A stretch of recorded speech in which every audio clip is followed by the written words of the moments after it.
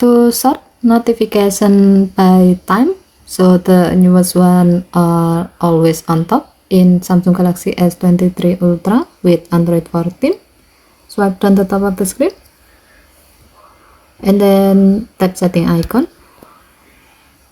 Scroll down the screen to find notification. Tap notification. Tap sort notification and then select by time. To see how the setting works, go to your notification panel.